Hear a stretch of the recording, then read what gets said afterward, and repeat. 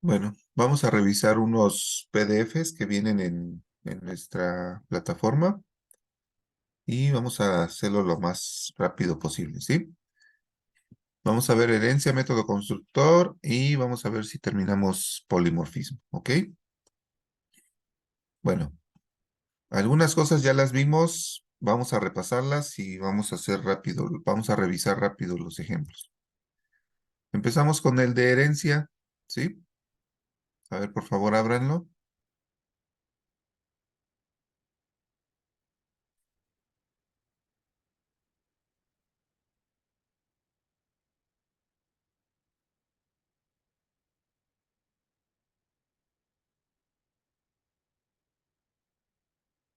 Bueno, es una propiedad que permite crear nuevos objetos que asumen las propiedades de objetos existentes. Asumen o toman o copian, ¿sí? Permite reutilización de código sin necesidad de volver a escribirlo. Es una manera más limpia de programar, ya que permite hacerlo por módulos funcionales que son unidos al final. La herencia permite crear un objeto a partir de la definición de otro ya existente, otorgando la posibilidad de compartir automáticamente atributos y métodos entre clases, subclases y por ende objetos. Las dos razones más comunes es para reutilizar código y para usar polimorfismo. Ejemplo, en un negocio pequeño se tienen dos roles. Por un lado está el empleado que atiende a los clientes y por otro el dueño de la tienda. Por empleado se tiene el registro de, bueno, para cada empleado se tiene el registro del nombre y el sueldo. El dueño de la tienda tiene un presupuesto asignado para el negocio. De la descripción anterior se puede concluir que existen dos roles, el rol empleado y el rol dueño. Además, ambos pueden vivir como empleados de la tienda en la ausencia uno del otro. Por tanto, la abstracción del rol empleado sería la siguiente. A ver, de nuevo, ahí ya está definida una clase, ¿sí? ¿Cómo se llama la clase?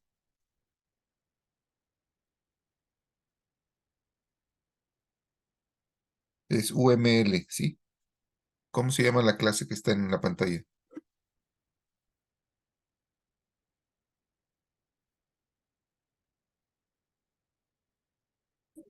Employee. Employee, ¿verdad? Empleado. ¿Y qué atributos tiene? ¿Qué propiedades tiene?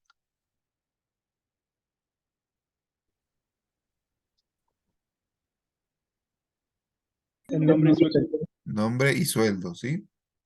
Ahí hay un errorcito, dice string, debería decir string. ¿Y qué métodos tiene?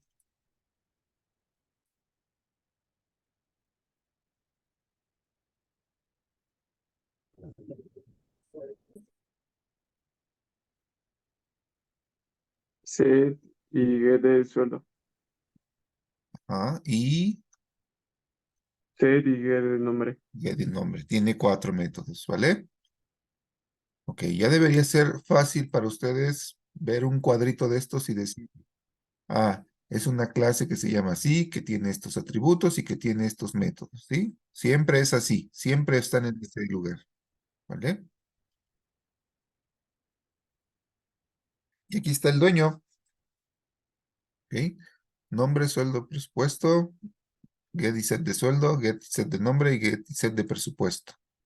Nombre, sueldo y presupuesto, nombre y sueldo, con sus gets y sus sets. Vean que se parecen mucho, solamente que el owner, el dueño, tiene presupuesto, ¿sí? Tiene lo mismo que el empleado, más presupuesto, ¿vale?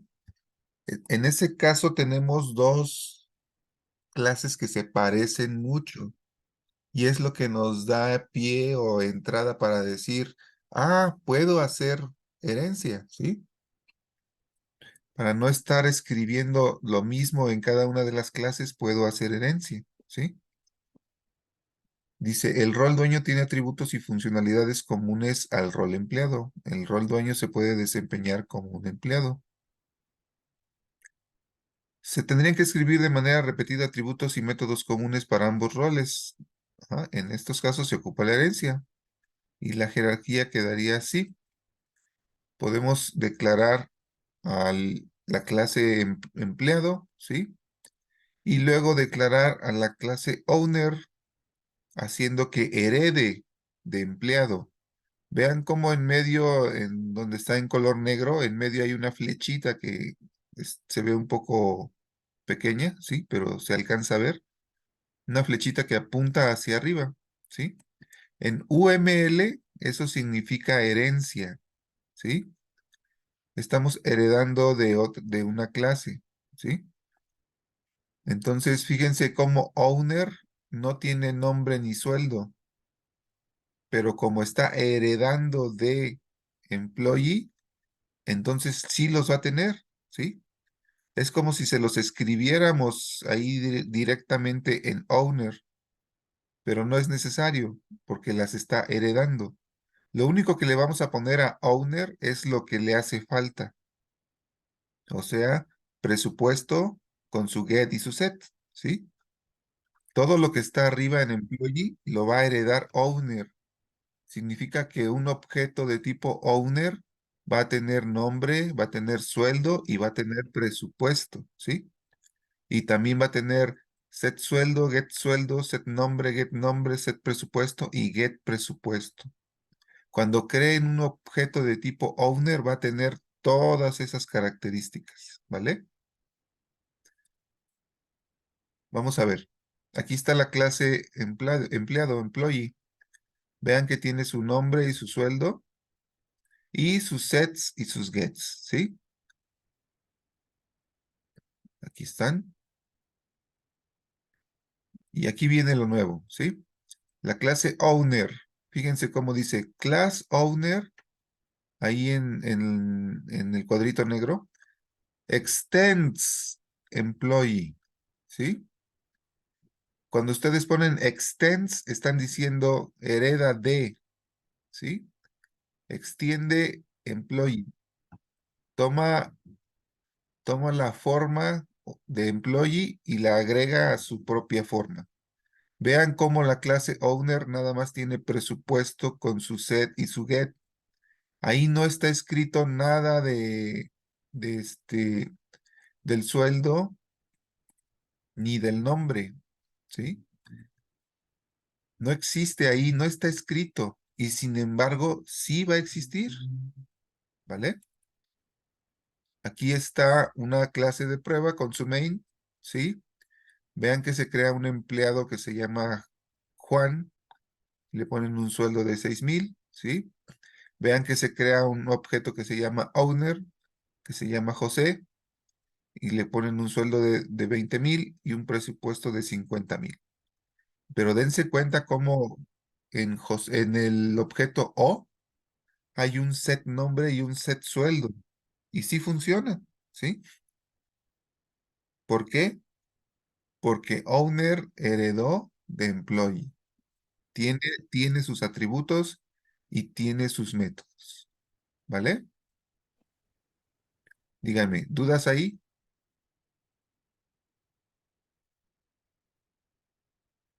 ¿Se entiende? No, profe. A ver, vamos a echarlo a volar, por favor. Este, son tres. Es uno, dos y tres. Son tres clases, ¿sí? A ver, hagan un proyecto nuevo, ¿sí? Y hagan que funcione, ¿vale?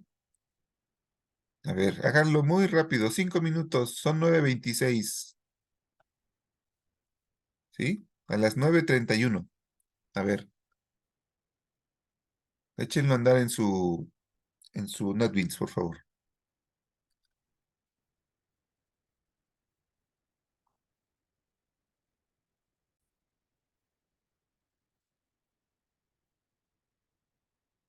A ver, déjenme ver quién nos puede ayudar.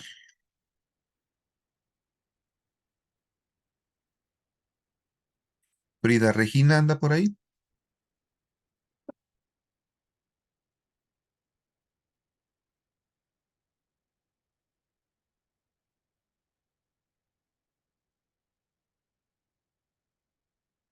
Frida Regina.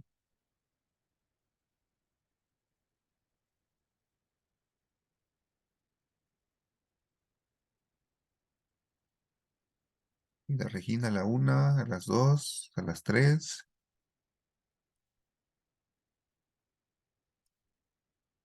¿No está? Sí, profe, pero es que estoy enferma y estoy tomando la clase de mi iPad. Híjole. Por eso no hice el código ahorita.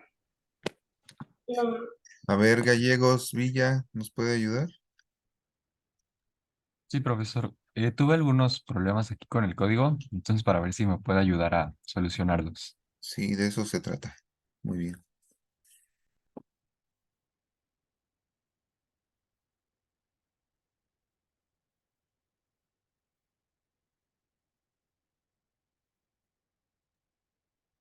Listo, este es el código. Ah, Y aquí en la clase de empleado me marca este error. Dice que, que los tipos son incompatibles, que el entero no se puede convertir en un string. muy bien. Fíjese, ¿qué variable está regresando? Get num empleado.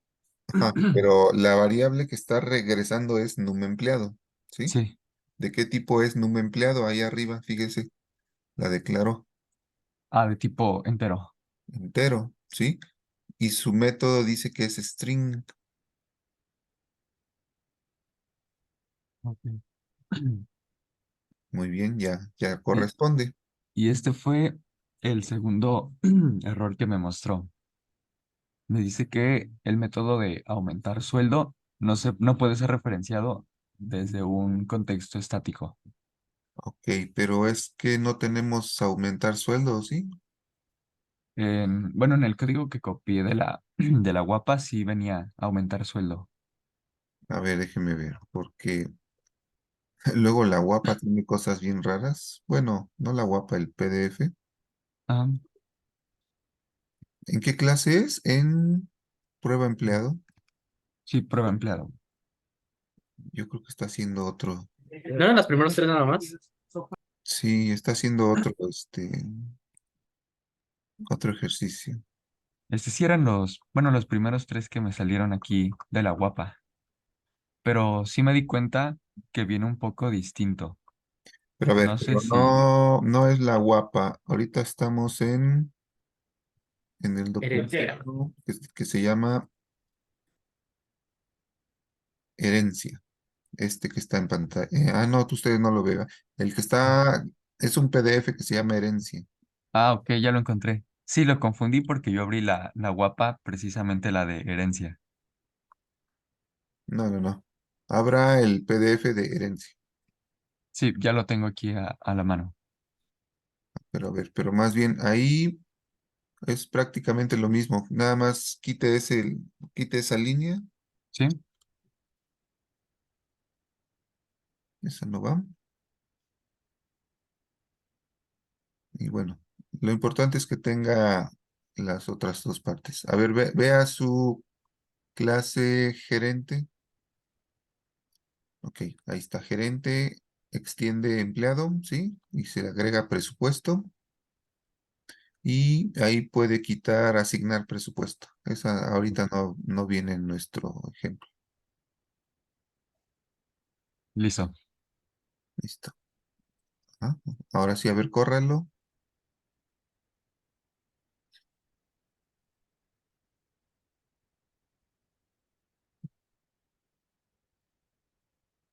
Ahí está. ¿No? Sí, Así. aquí arrojó el resultado. Lo súper importante entender aquí. Estamos haciendo gerente punto set nombre, ¿sí? Vean, gerente punto set nombre. Y en la clase gerente, por favor, vaya a la clase gerente. No tenemos set nombre. Véanlo, no existe, pero lo podemos usar porque lo heredamos, ¿sí? Es lo que quiero que se queden con eso de este ejercicio, ¿sí? Que entiendan cómo funciona la herencia. Los objetos de tipo gerente pueden hacer lo mismo que los objetos de tipo empleado. porque heredaron varias cosas. ¿Vale? A ver, ¿preguntas en este punto? ¿No? Bueno, entonces seguimos. Gracias, señor.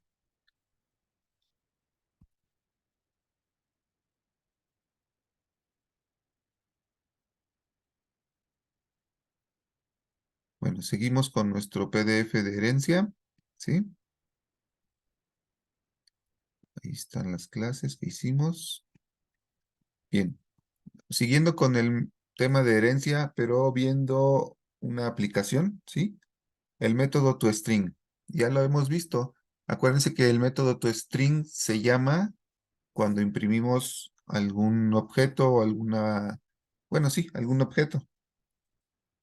Permite mostrar el estado de un objeto, es decir, mostrar los atributos que se consideren importantes de un objeto en algún instante de tiempo. Este método está descrito en la clase Object. A ver, acuérdense, existe una clase que se llama Object en Java, ¿sí? Ya viene definida en el lenguaje.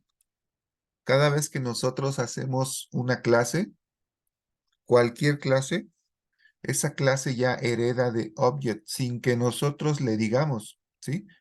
Nosotros no le vamos a poner extends Object. Sin embargo, por default, todas las clases van a heredar de Object. Es algo que hace Java, ¿sí? Entonces, los métodos que tenga Object los vamos a poder usar. Luego dice, este método está descrito en la clase Object, pero se puede modificar desde cualquier clase. En esta parte de modificar, estamos hablando de sobreescritura, ¿sí? Su firma es la siguiente, public string to string, o sea, regresa un string. Si se implementa el método toString en la clase employee, el código queda de la siguiente manera. Bien, antes de hacer eso, ¿sí? Antes de hacer eso, vamos a nuestro NetBeans y quiero poner esto, fíjense.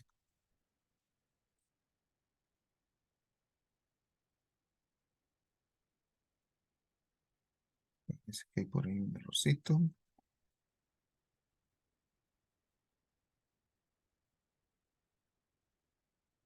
Voy a poner aquí E. ¿Se acuerdan qué es E?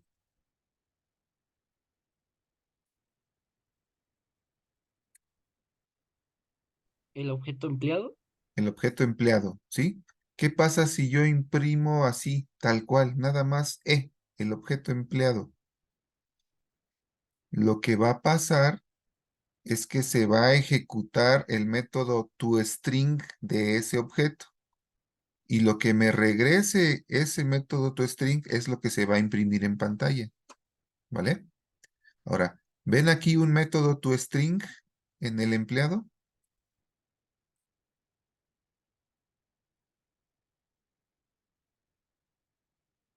No, No, no está, ¿verdad? Pero por lo que les dije de que siempre vamos a heredar de Object, ¿empleado tiene toString o no tiene toString?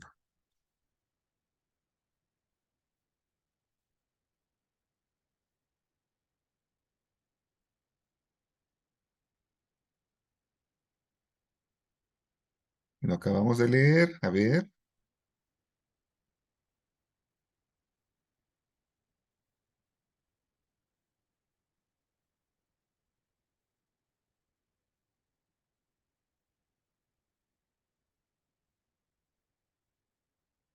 ¿La clase employee tiene el método toString o no?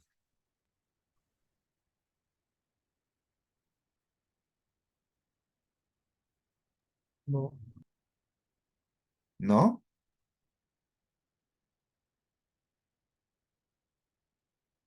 La clase Object sí tiene método toString y la clase employee hereda de Object.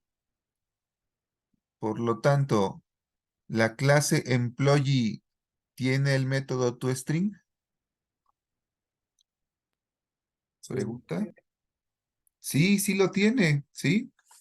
Y de nuevo, si lo buscan por aquí, pues no está porque nosotros no lo escribimos.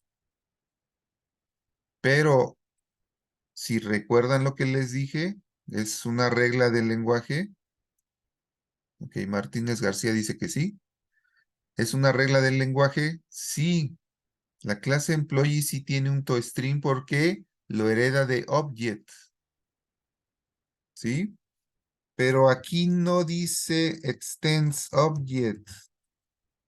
No, eso nunca lo vamos a ver. Eso siempre va a ser por default, ¿sí? Y solamente pasa con ese, ¿vale?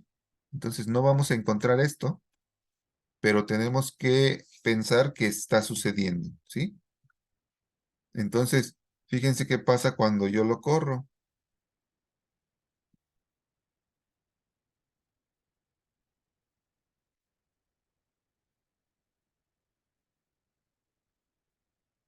Aparece esto. com.unam.testowner.employee@eed1f14, ¿sí? Así es como se comporta el toString que viene en object. Me pone el nombre de la clase y me pone ahí una dirección de memoria donde está el objeto. ¿Ok? Ese es el toString que viene por default. No nos ayuda mucho para describir el objeto, pero así es como viene por default. ¿Ok? ¿Cómo le hago para tener un toString más bonito? O sea que cuando yo imprima E, salga algo más descriptivo, algo que me ayude más. ¿Qué tengo que hacer?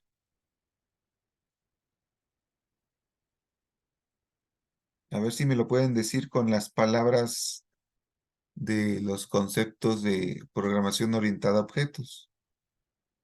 ¿Qué tengo que hacer si yo quiero llamar así al println y pasarle E, pero no quiero que salga algo como esto porque no me ayuda mucho? Quiero que salga algo más descriptivo, por ejemplo, que me diga del objeto E, ¿sí? ¿Cuál es el nombre y cuál es el sueldo?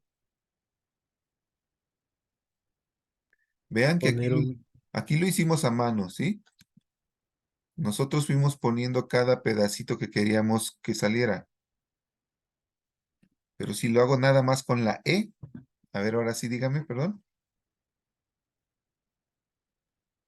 poner en employee un método string, ¿Poner qué? un método string to string, Poner un método toString, ¿sí? En la clase employee. La otra forma de decirlo sería es sobrecargando o modificando el método toString, ¿sí? Más bien sobreescribiendo el método toString. Yo ya heredé como clase employee, yo ya heredé toString y funciona. Pero si no me gusta cómo funciona, lo puedo sobreescribir, ¿sí? Entonces voy a ponerle aquí public string to string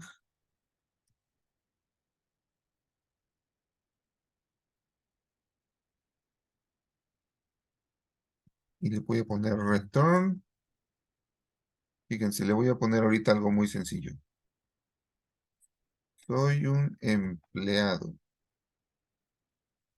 ¿Sale? Aquí nada más no está dando lata con que le ponga una anotación de overwrite para decirle, oye, voy a sobreescribir algo, ¿sí? Todavía no lo hemos visto de lo de anotaciones, pero si se lo ponen o no se lo ponen, funciona, ¿vale? ¿Y qué pasa si lo corro?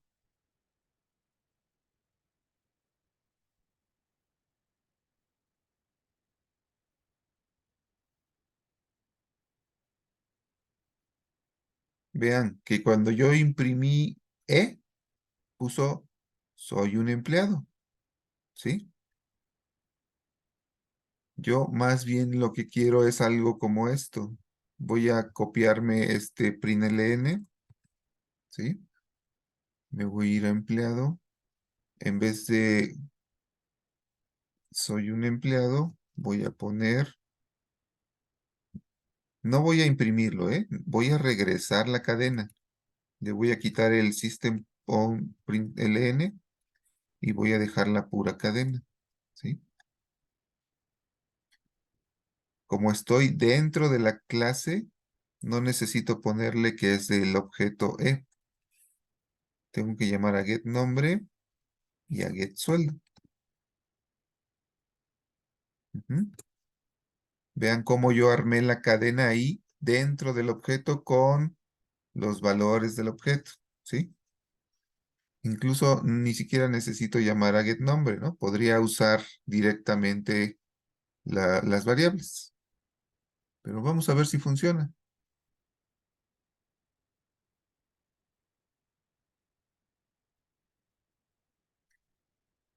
Vean, aquí está, nombre Juan, sueldo 6,000. Y eso logré imprimirlo nada más poniendo una E aquí adentro, ¿sí? De nuevo, ¿qué hice? Sobreescribí el método toString de la clase para que hiciera lo que yo quisiera, ¿sí? Si yo sobreescribo el método toString, cuando imprima un objeto de ese tipo, se va a imprimir lo que yo regrese en ese método toString. Y en ese método toString yo puedo regresar lo que yo quiera porque pues yo soy el programador y yo puedo poner aquí lo que quiera, ¿vale? Díganme, ¿se entendió? ¿Cómo funciona toString? ¿Se entendió que lo sobreescribimos? Y se entendió que por eso ahora en la pantalla aparece lo que nosotros queremos cuando simplemente imprimimos el objeto E. Vean que aquí en esta línea, en la línea 25, yo no le puse nombre, sueldo, no le puse nada. Nada más le puse E. ¿Vale? A ver, dudas.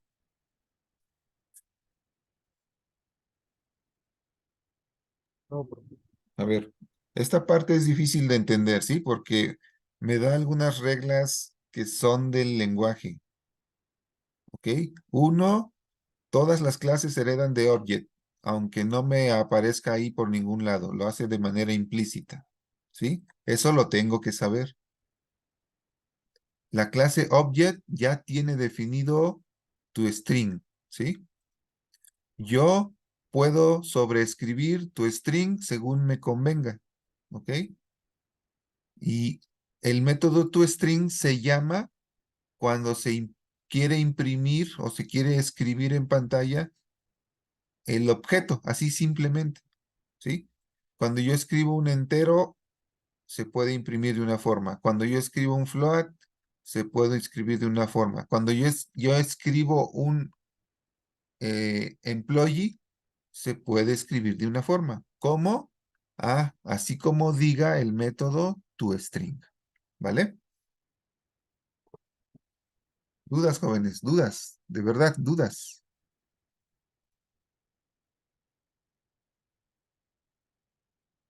¿Vamos bien? Sí, profe. Profe. Bueno, a ver, seguimos, seguimos. Permítanme un momento.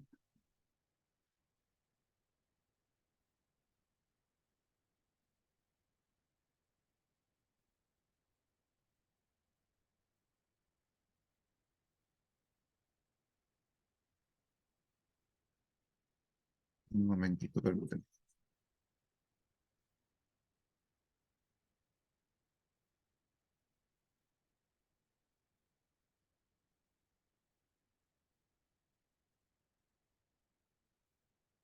A ver, seguimos con este contenido. ¿Sí?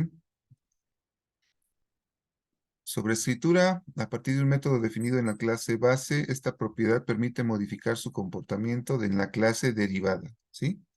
En el caso de tu string, la clase base es object y la clase derivada es empleado. ¿Ok?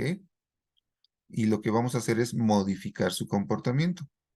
La sobreescritura solo tiene sentido en la herencia, es decir, en una clase no se podrían tener dos métodos con la misma firma, ya que el compilador ni el programador sabría a qué método llamar. Para el ejemplo anterior, la clase owner hereda del método toString de la clase employee. Sin embargo, este método no imprime el atributo presupuesto, ya que es un atributo propio de gerente. Por ello, se debe volver a definir este método para que imprima el atributo faltante en la clase owner. Vean, aquí vamos todavía más, ¿sale? En employee, nosotros sobreescribimos el toString que viene de object. Y en owner podemos sobreescribir el toString que viene de empleado y hacer que haga otra cosa, ¿sí?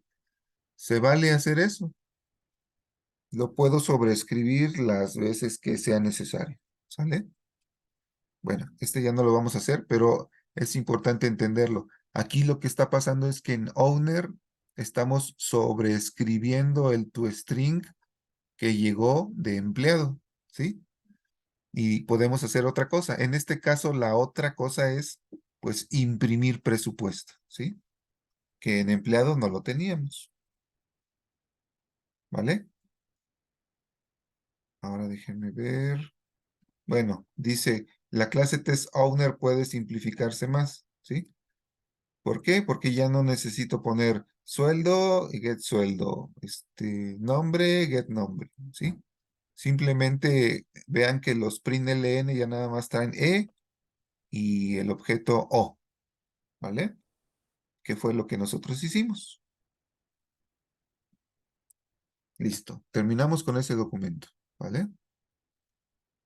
Vámonos rápido, rápido. ¿Cuál sigue?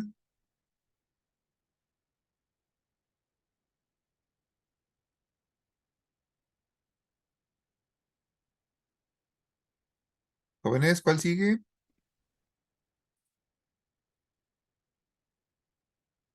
Método constructor. Método constructor. Vale. No se duerman, no se duerman.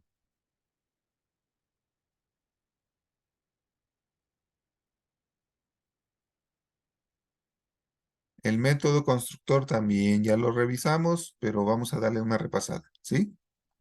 El constructor de una clase es un método estándar para inicializar los objetos de esa clase. O sea, un método estándar, un método como cualquier otro.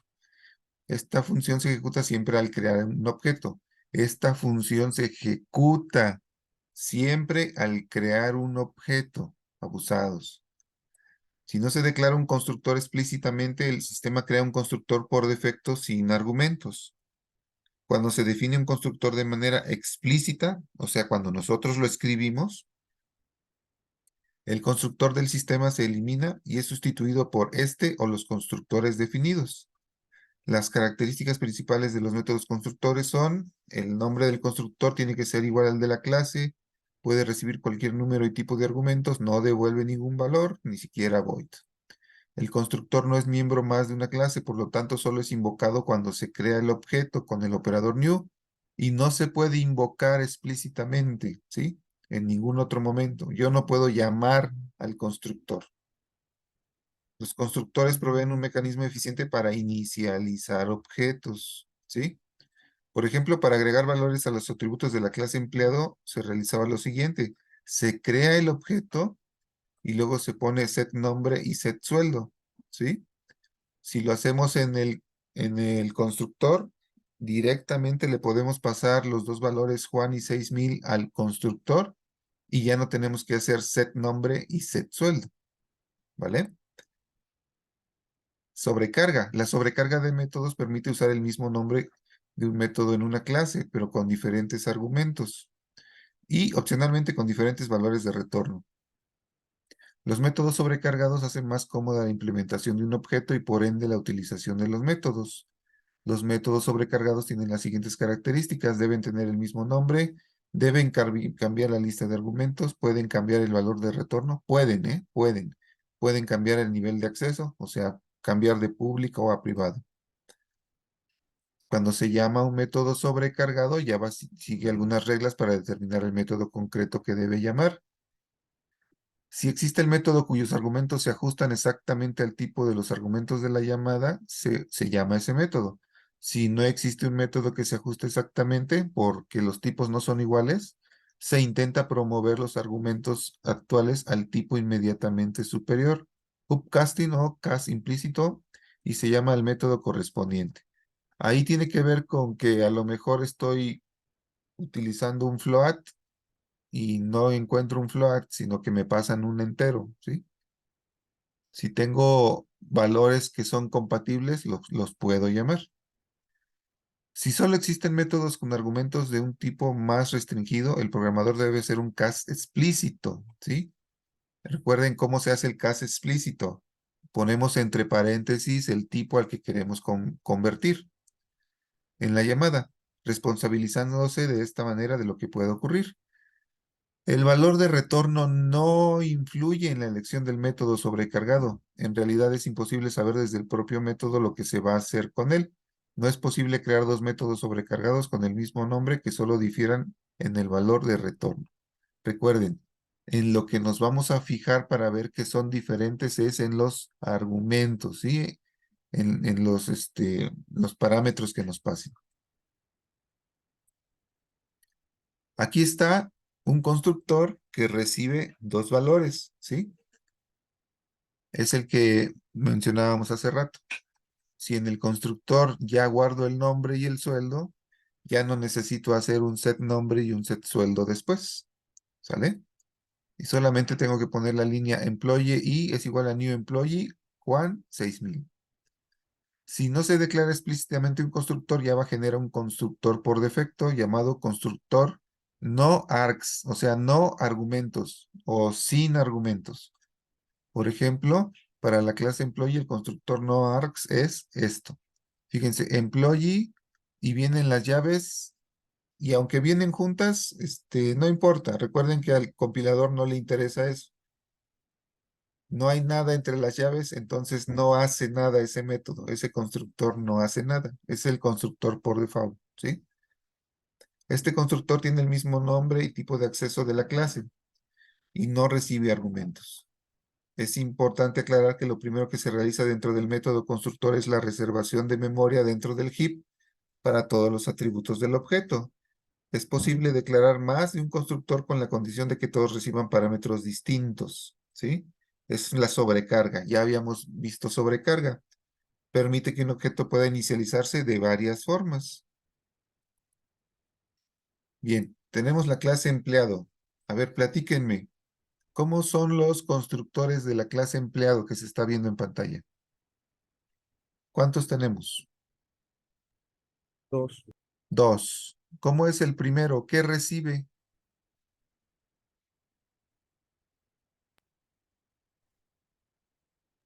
Una variable de tipo string. Ajá. ¿Y qué hace con esa variable? ¿Dónde la guarda? En nombre. En En nombre. nombre, ¿verdad? Muy bien. Ahora platíquenme del segundo constructor. ¿Qué recibe y qué hace con los valores que recibe? Recibe un string sin float y usa el string para el nombre y usa el float para el sueldo. Muy bien. Por ahí revise su micrófono, señor, porque se oye bien, bien, bien feo, bien difícil. Sí le entendí, sí, pero para las siguientes clases vea cómo funciona su micrófono. ¿Sale? Muy bien. El segundo constructor recibe dos valores y los guarda en el nombre y en el sueldo. ¿Vale? Vean que es una clase que tiene dos constructores. Se puede. Y se pueden tener más. ¿Sí? Y aquí está la clase de prueba. Employee E1 es igual a new employee y vean que entre los paréntesis van los valores, ¿sí? Y vean en el employee E2 es igual a new employee y entre paréntesis va un solo valor. En un caso estoy usando un constructor y en el otro caso estoy usando el otro constructor, ¿vale? Puedo crear objetos de las dos formas. ¿Dudas? ¿No? Bien, a ver, vamos a un tema un poquito más abstracto, a ver si le podemos entender. Inicialización de clases derivadas. Abusados, abusados. A ver, pongan atención. Cuando se crea un objeto de una clase derivada, se crea de manera implícita un objeto de la clase base.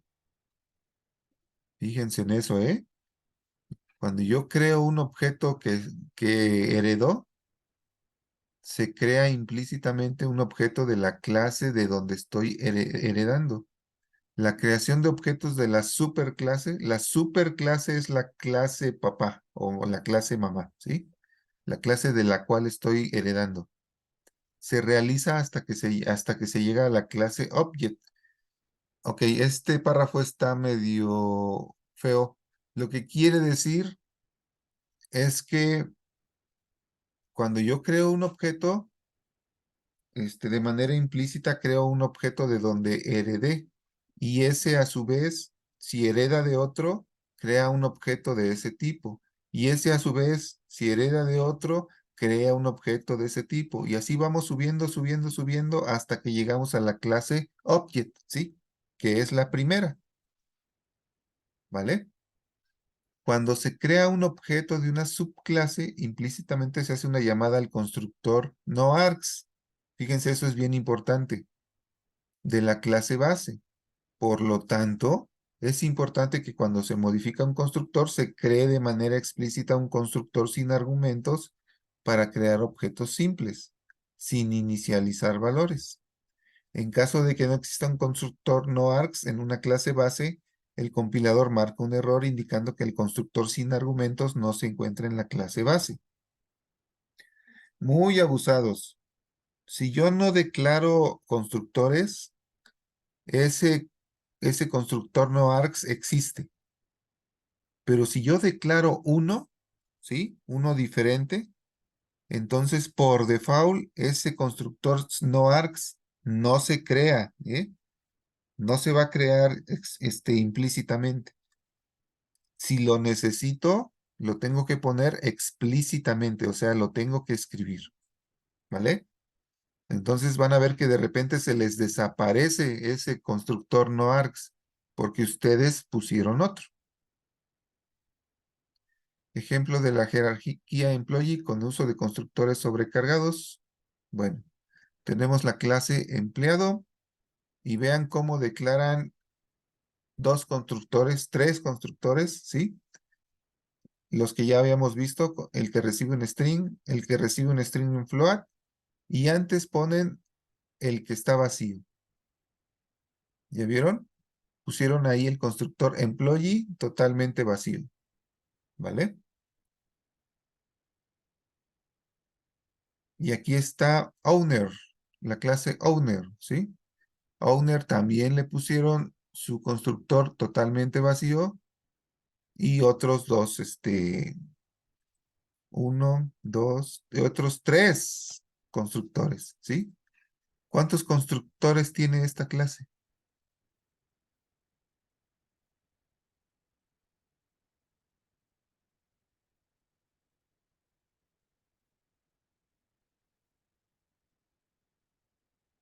¿Cuántos ven?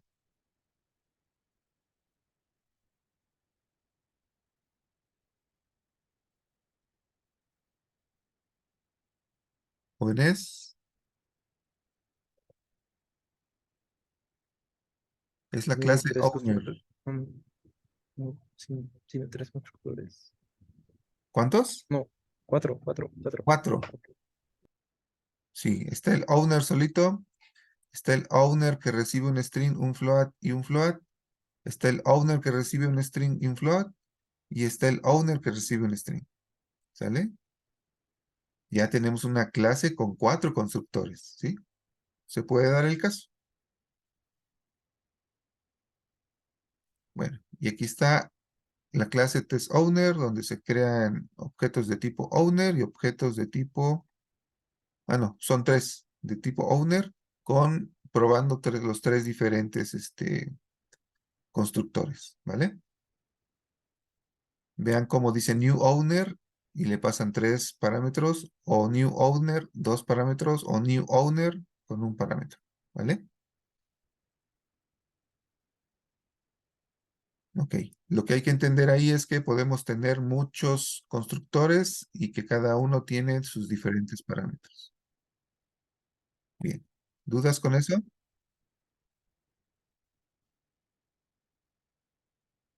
¿No?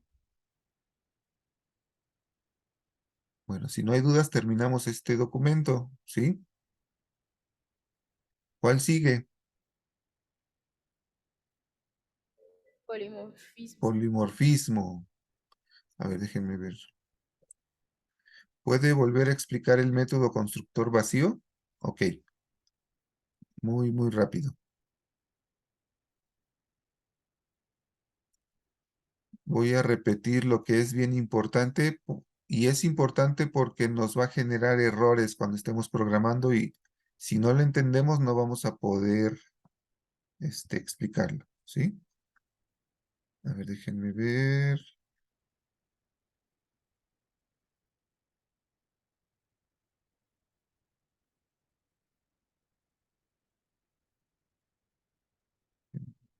Ah,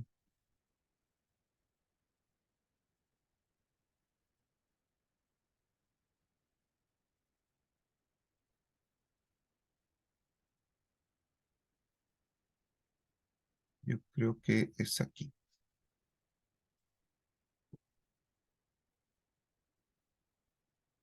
Muy abusados, a ver, muy abusados. De nuevo, cuando ustedes declaran, yo creo que es más fácil ponerlo aquí, a ver.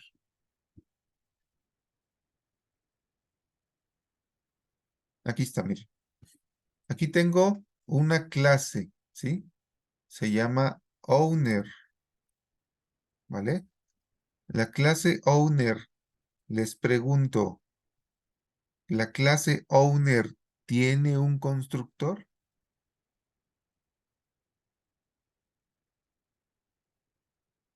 Vean lo que No, está escrito, ¿sí? ¿Tiene un constructor? no, No, pues resulta que sí tiene un constructor, siempre. ¿Cómo es eso? A ver, así es la regla. Si no ponemos explícitamente un constructor, eso significa que si no lo escribimos nosotros, siempre por default todas las clases van a tener un constructor. Lo voy a escribir aquí explícitamente, ¿sí? El constructor sería así. Owner,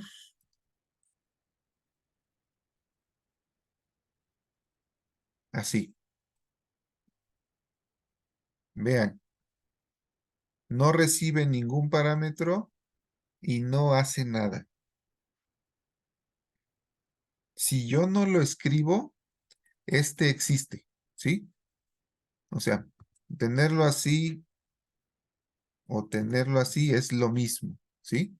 Si yo no escribo un, un, este, un constructor, por default existe este constructor, que es el constructor no args, o sea, sin argumentos. Aquí los paréntesis vacíos, ¿vale?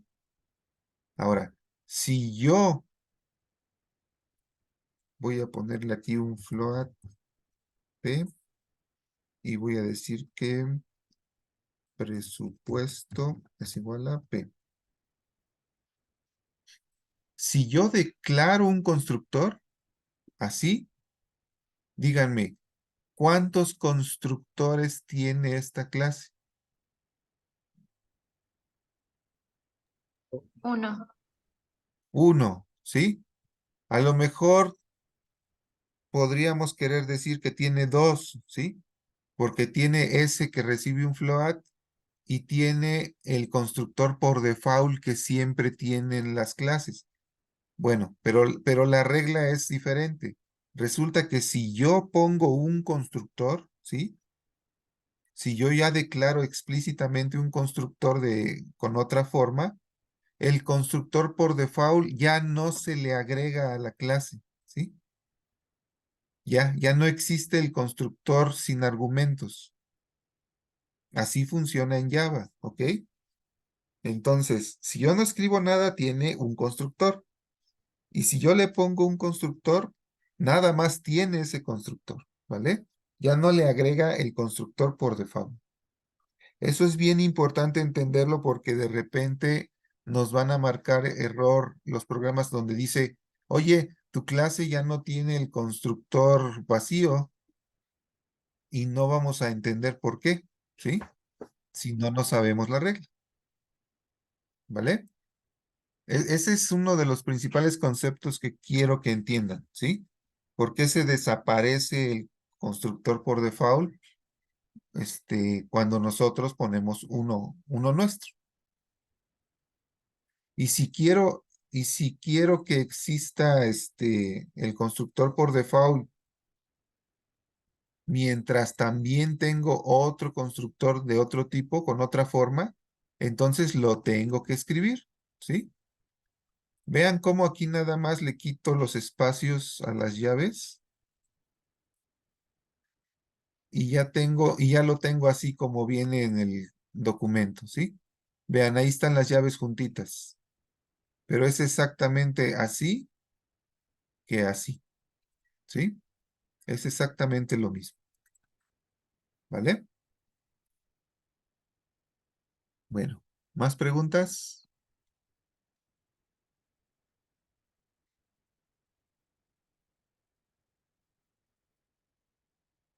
Ok. Bueno, seguimos. Tenemos unos minutitos. Vamos con el documento que dice polimorfismo, moldeado o casting entre tipos, referencia o ejemplares.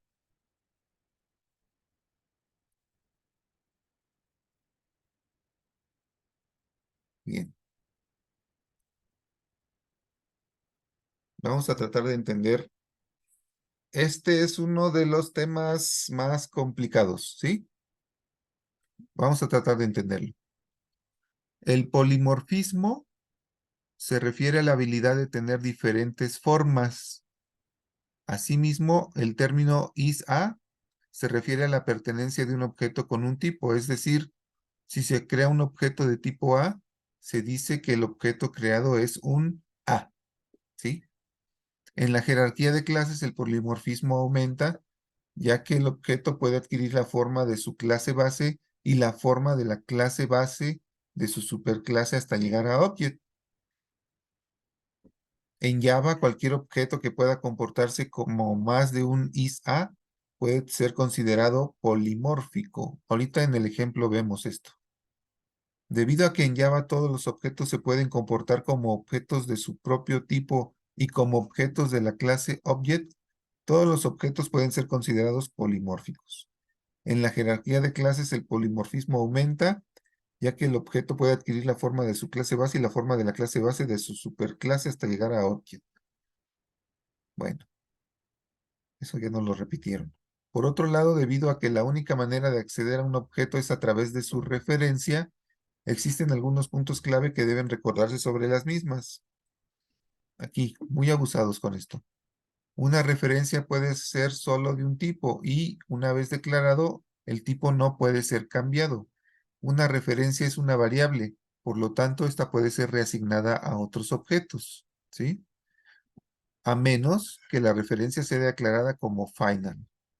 El tipo de una referencia determina los métodos que pueden ser invocados del objeto al que referencia, es decir, solo se pueden ejecutar los métodos definidos en el tipo de la referencia. A una referencia se le puede asignar cualquier objeto que sea del mismo tipo con el que fue declarada la referencia o de algún subtipo. Vamos a tratar de entender esto que acabamos de leer con un ejercicio, ¿sí? Para empezar el ejercicio, vamos a inventarnos esta jerarquía de clases, ¿sí? Hay una clase polígono, ¿ok? De esa clase polígono heredan triángulo y cuadrilátero, ¿sí? De triángulo heredan triángulo equilátero, triángulo isósceles, triángulo rectángulo. De cuadrilátero heredan cuadrado, rombo y trapecio. De cuadrado hereda rectángulo y de rombo hereda romboide, ¿sí? Vean cómo a esto se le llama una jerarquía, ¿sí? Son muchas clases, cada cuadrito es una clase y tienen herencia, tienen relaciones de herencia entre ellas. Vean cómo podemos hacer herencia muchas veces, ¿sí? Ir formando un caminito de herencia. Esa es la jerarquía de herencia, ¿sale? Bueno, ahora considerando que existen estas clases así y que heredan así, vamos a tener aquí un poquito más de detalle, ¿sí? Abstraer las características necesarias para generar los objetos con las propiedades necesarias para calcular las áreas y perímetros de cada uno de los polígonos. Nos están pidiendo hacer eso. Los diagramas de clase de los objetos polígono, triángulo y cuadrilátero son, vean, tenemos el polígono, tiene base y altura, ¿sí? Tiene get area y tiene get perímetro. Vean cómo es triángulo. A ver, díganme, ¿qué propiedades tiene triángulo?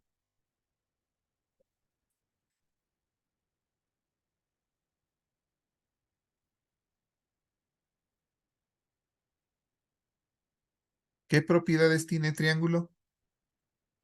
Lado A, lado B, lado C. ¿Nada más tres? ¿El área y el perímetro? No. Atributos, primero atributos.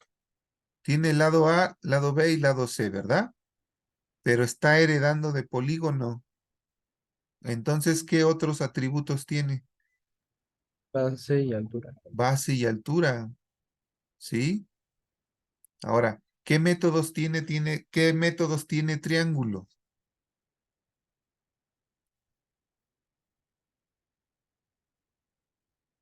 Muy bien, en el chat Obtener dice área y obtener perímetro. get area y get perimeter, ¿verdad? ¿No tiene 4? ¿No hereda los otros 2 de polígono?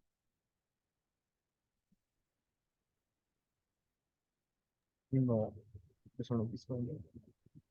Sí los hereda, pero ¿qué está pasando ahí? Lo sobrescribe. Los sobrescribe, ¿sí? Tiene get area y tiene su get perímetro porque lo va a hacer de una forma distinta, ¿sale? Y lo mismo pasa con cuadrilátero, ¿sale? A ver, seguimos. La implementación de la clase Polygon y toda su jerarquía de clases es la siguiente. Bien, aquí está la clase polígono con sus propiedades, sus atributos y sus métodos. La clase triángulo, vean cómo dice extends polygon, ¿sí? La clase cuadrilátero que extends polígono tiene sus getters y sus setters, ¿sí? Y a ver, y tomando en cuenta eso, el polimorfismo permite que una referencia de un tipo se comporte como una referencia de otro tipo, mientras existe una relación de herencia. Para el ejemplo anterior se puede tener un polígono que se comporte como triángulo o como cuadrilátero, debido a la jerarquía de clases entre ellos. La desventaja es que la referencia polígono solo puede ejecutar los métodos declarados en dicha clase. Ok, después de todo eso, llegamos al ejemplo, ¿sí? Este es el que hay que entender. Vean, vean cómo tiene unas cosas bien raras, pero se pueden explicar, ¿sí? Fíjense muy bien. Polígon P es igual a New Triangle 56222. ¿Qué está pasando ahí? Hicimos algo parecido con las colecciones, ¿sí? ¿Se acuerdan que decíamos que list A es igual a array list? No era igual list y array list. Aquí no es polígono, no es igual polígono y triángulo, ¿sí? Polígono P, polígon P. Si nada más tomo en cuenta el lado izquierdo del operador igual, polígon P, ¿qué está pasando ahí? Si yo escribo polígon P, ¿qué estoy haciendo?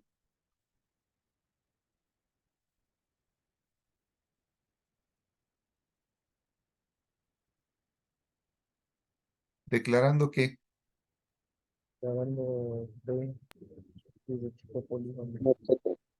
declarando una variable, ¿verdad? ¿Cómo se llama? Sí, P. ¿De qué tipo es? Fíjense, ¿de qué tipo es? polígono. Polígono. Vale. Es una referencia, ¿sí? Se llama P y es de tipo polígono. Muy abusados con lo que puede hacer un polígono, ¿sí? Con los métodos que tienes definido como polígono. Pero decimos que es igual a new triángulo. P es igual a new triángulo.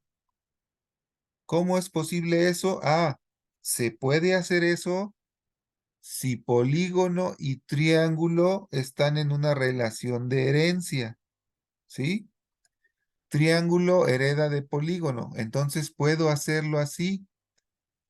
Vean cómo P es un polígono, pero se puede comportar como un triángulo, ¿sí? Ese es el principal concepto que quiero que entiendan. Es lo que nos están tratando de explicar aquí. P es un polígono, pero al mismo tiempo se puede comportar como un triángulo. Ahorita vemos eso, ¿sí? Fíjense, system.out.println.p.getArea y lo mismo con p.getPerimeter, ¿sí? A ver, traten de identificar.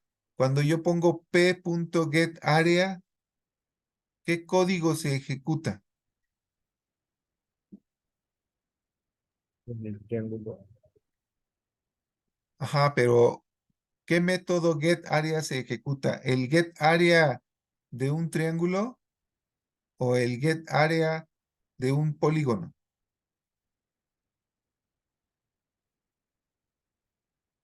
Vean su código acá arriba. ¿El polígono tiene getArea?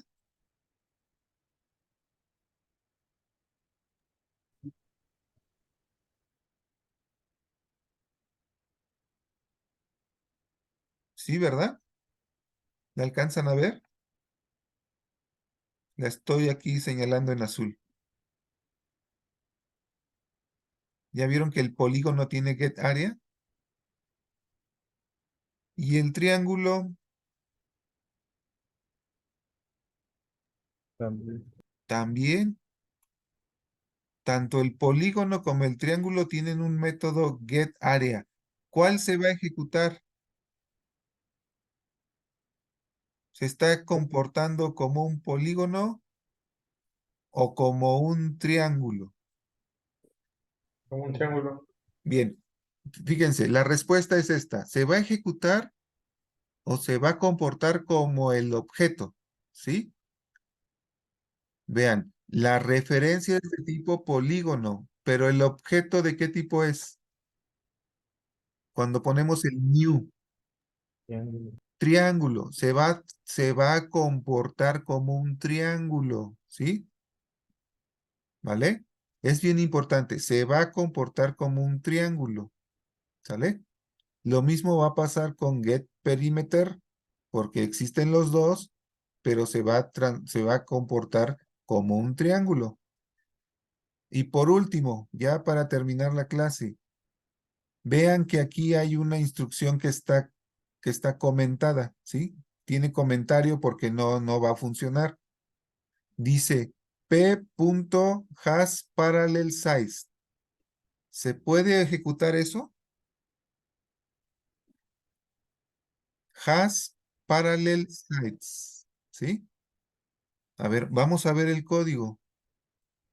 ¿El polígono tiene hasParallelSize?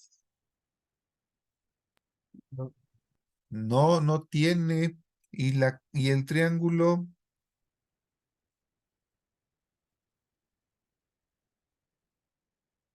acá está arriba, ¿sí? Sí tiene, ah, ¿ok? sí. Sí tiene, el triángulo sí tiene. Ok, yo podría pensar, el triángulo sí tiene. Entonces, como yo sé que lo que se va a ejecutar es como los triángulos, porque el objeto es un triángulo, entonces esto podría funcionar. Bueno, no funciona porque P es de tipo polígono y solo puede ejecutar métodos que tenga un polígono, ¿sí? Como el polígono no tiene has parallel sides, entonces no lo puede ejecutar. Aún y cuando P está apuntando a un triángulo, ¿sí? Un triángulo sí podría ejecutar ese método, pero como lo estamos haciendo a través de P, que es un polígono, entonces no se puede. ¿Vale? Díganme, ¿se entendió? Es de las partes más complicadas, ¿sí? De nuevo, muy rápido. Tenemos una referencia de tipo polígono que apunta a un objeto de tipo triángulo. Puedo ejecutar getArea y puedo ejecutar getPerimeter porque existen en los polígonos y también existen en los triángulos y se va a ejecutar como en los triángulos. Pero cuando quiero ejecutar has parallel sides, no puedo porque ese método no existe en los polígonos. Existe en los triángulos, sí, pero necesitaría ejecutarlo a través de una referencia de tipo triángulo, no de una de tipo polígono. ¿Vale? A ver, por favor, y la tarea es echar a andar este ejercicio, ¿sí? En su NetBeans y que vean el error que les marca cuando ustedes quitan este comentario. ¿Ok? ¿Dudas? ¿Dudas? Por favor, háganlo para que se vayan familiarizando con esos errores, ¿sí? Porque después se los van a ir encontrando cuando estén haciendo programas más complejos y tienen que saber qué les está diciendo el error, ¿vale? A ver, déjenme ver ahí un comentario. Declarando una variable tipo polígono. Ok, sí, fue de hace ratito. ¿Sale? Es importante considerar las diferencias entre referencia y objeto. La referencia es el tipo de dato que está del lado izquierdo del igual. El objeto es la materialización de una clase en memoria. ¿Sí? ¿Sale? Bueno. Pues si no tienen dudas, jóvenes, nos vemos el martes. ¿Sale? Gracias, profe. Hasta luego. Gracias. Gracias, profesor. Hasta luego. Hasta luego. Hasta luego.